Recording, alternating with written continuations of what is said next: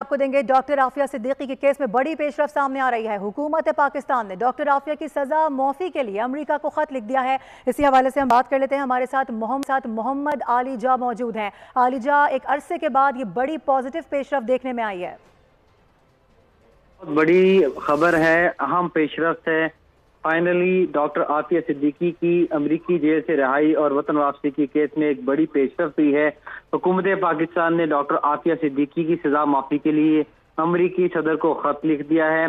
वजीर आजम शहबाज शरीफ ने आफिया सिद्दीकी की सजा माफी के लिए अमेरिकी सदर को खत लिखा है। इस हवाले से additional attorney general Munawwar Iqbal Duggal ने अहम पेशरफ से मुतालिक इस्लामाबाद हाई कोर्ट को आगाह किया।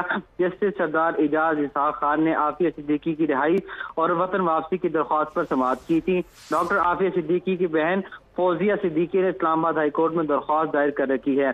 आपको इस हवाले से बताते चले कि वजीर आजम ने जो खत लिखा है उसके मंदरजात भी सामने आए हैं। उसमें वजीर आजम ने अमेरिकी तरफ से आफिया सिद्दीकी का मामला हमदर्दी की बुनियादों पर देखने की दरख्वास्त की है और कहा है कि आफिया सिद्दीकी को 86 साल की सजा सुनाई गई थी। आफिया सिद्दीकी 16 साल की सजा काट चुकी हैं।